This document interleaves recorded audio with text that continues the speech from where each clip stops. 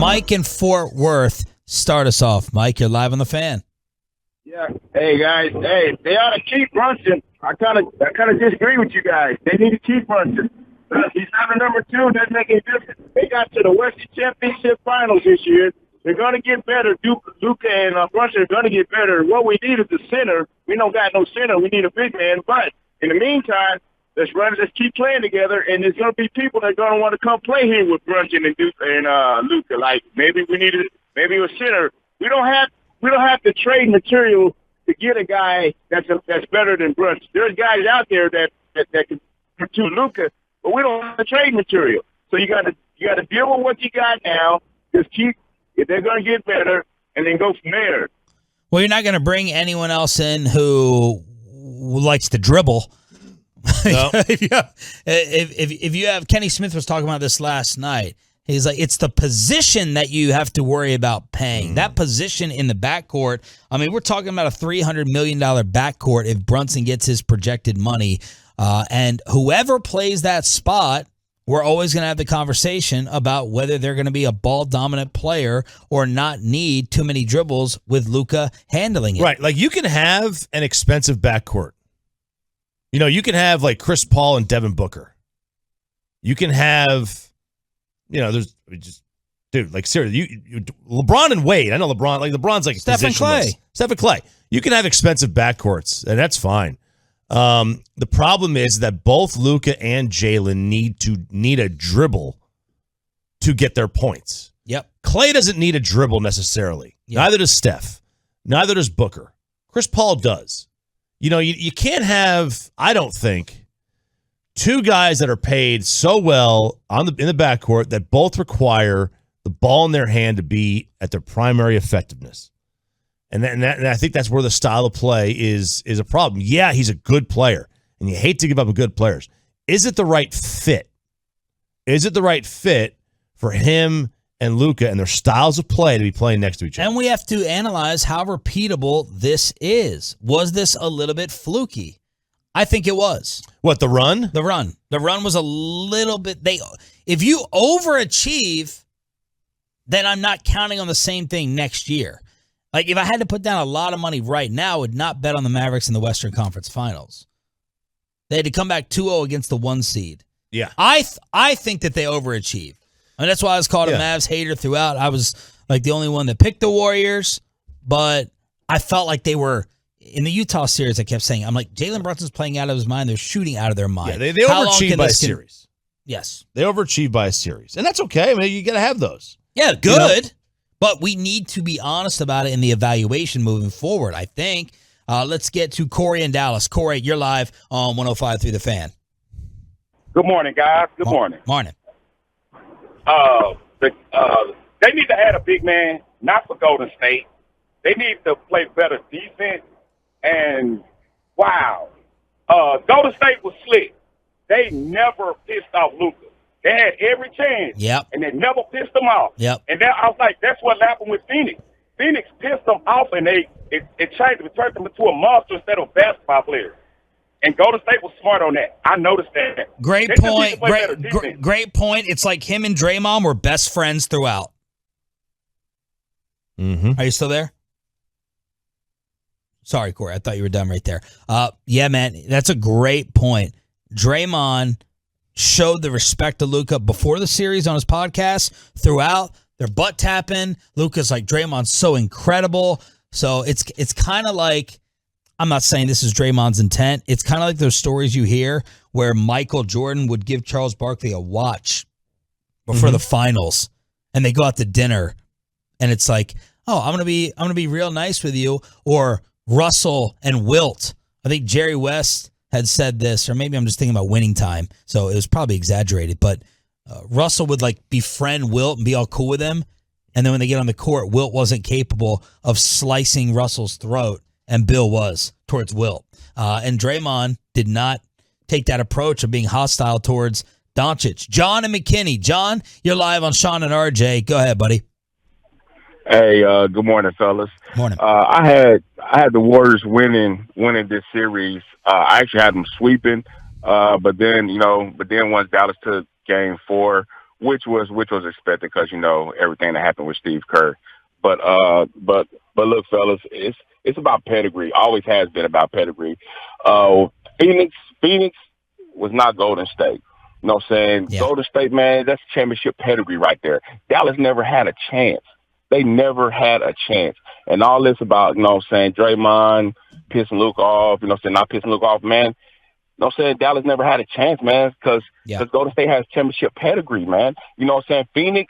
Phoenix, I love Chris Paul, man, but he is what he is. You know what I'm saying? That's the nature of habit, man. For whatever reason, he fumbles the ball, when it's time to close the door. Golden State don't, man, but Dallas, they're not Atlanta. They're not Atlanta. I will say they're one or two pieces away, from really truly being a true championship contender. I agree. Great call. Look, on paper, you can sit there and say, if you are a Final Four team in the NBA, you're a contender. Mm-hmm. You could say that. I have a higher threshold for what a true championship contender is. I don't put the Mavs in that category. I don't believe they're a true championship threat yet. I'm trying to make a Cowboys comparison. I don't want to talk about the Cowboys today, but if the Cowboys got to the NFC Championship game, we would have looked at that as like some gravy. If you look at it as gravy and extra and icing and all that stuff, you're not a true contender. You need a little bit of help to get there. You're not far away, but you're not in the true contender conversation, in my opinion. Well, here's the interesting thing, because you brought the Cowboys, and we talk about teams that have or have not, when the last time a team overachieved like this. Yeah. When we had this level of happiness and satisfaction at the end of one of our team's seasons outside of the Stars. Yeah. Now I can't remember it. It's at least 6 years ago. The Dak and Zeke rookie year. It's at least Dak and Zeke rookie year. Could be Banny Rangers. Could be the Dez catch year. It could be the 2010 Rangers. Of course, the Mavericks in 2011, did that. And then, it's probably the Stars in the bubble when they went to the Cup Finals. They weren't expected to. But, speaking of overachieved, and this is brought up on the trucker.com test, the Cowboys beat their win total in Vegas by 3.5 games this year. That's the equivalent of being a projected 60-win team in baseball and winning 90 games.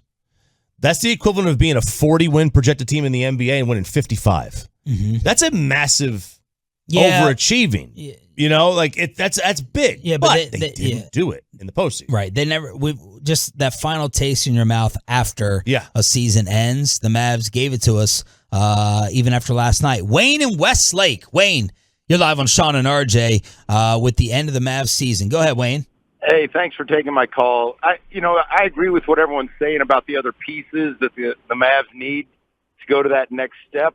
The thing I want to say about Luka is if he's going to be a true leader, he's got to quit the whining. He's got to quit the flopping. He's got to quit having the outlook that somebody has to help him. You look at Jordan. He never did that. Bird never did that. Magic never did that. And Luka's still putting up these crazy numbers, despite the fact that he's not like in the tip top shape. He's not rock hard. He doesn't have that champion like mentality that Kobe had of I'm going to go work harder than everybody. Right. And if he could do that, oh my gosh! What did you attribute his first half to last night? I told my wife, I said it looked like he stayed out till 4:00 in the morning. He looked like he was asleep. Yes. I don't know what was wrong with him. It looked like he was tired. And that's the most important game because I kept saying if we could win that one last night, it's on. We've got a really good shot, but Luka, I don't know. He looked tired. I don't know what's wrong with him. By the way, Wayne said before he went on the air, because he's calling from Westlake, he said, "Don't ask me about my profession," because dude, you're killing me, man. Yeah, so I'm not going to ask you about your profession, but how many restrooms do you have in your house? That's what you're killing me, man. How many restrooms? Was this a big baller out here? Oh yeah, Westlake. No, jeez. just ask him what year he retired. Just ask him what age he retired at. Thanks for the call, Wayne. Claude. He's that 32-year-old retiree. Yeah, 32 years old. Claude is joining us while driving out there in the truck. Claude, you're live on the Fan. TOLOs, what's going on, fellas? Chop, chop. What's up, my boy? Yo. Thanks for taking my call, Troy. Hey, problem. man. Now, is this a truck? Is this a truck honk that we can get? Yeah, he's listening on the Oh, Odyssey man, come app on, in man. Louisiana. You know, Yeah, man. Why does everybody love that? I love that. Man, I don't know. It's so many places you can start. I'm proud of these boys because they really did fly under the radar, and they got. Claude. Uh-oh. No. He likes big guards. All right, He there we likes go. big guards, and I think that's going to hurt Brunson. I really feel like he was still in that draft. I couldn't believe he fell to us that late in the draft. Yeah. But I feel like you got to get bigger at the 2 guard and someone that can play off the ball Yes. when Luka has the ball, but also can play on the ball when Luka's off the bench. Now, you got Dinwiddie. We already know Hardaway can play on the ball. He's a run-around shooter, whatever. Right. But I listened to a lot of you guys and also flipped back the channel to the NBA channel, and there was one thing that I heard a couple of days ago when these guys got eliminated, and I remember when this big man was a free agent, and we looked at him, and they say Chicago may be doing some unhauling because they feel like they reached their ceiling. What about if we do a sign and trade for Brunson to go get Vucevic? He can play on the post, and he can play on the perimeter. He gives us size on the post. All right. I want to know what you guys' opinion on that. And I also had a little grassy nose about one player, because I know you guys don't want to spend a whole lot of money, and I agree, because it doesn't make any sense to Luka's getting paid and Brunson, and there, like you said, it's a position thing. There's a kid that flew under the radar, and if you go back to last season, he tattooed Dallas on a must-win game for Dallas. He's from Duncanville, and right now he's at Toronto. His name is Jalen Harris.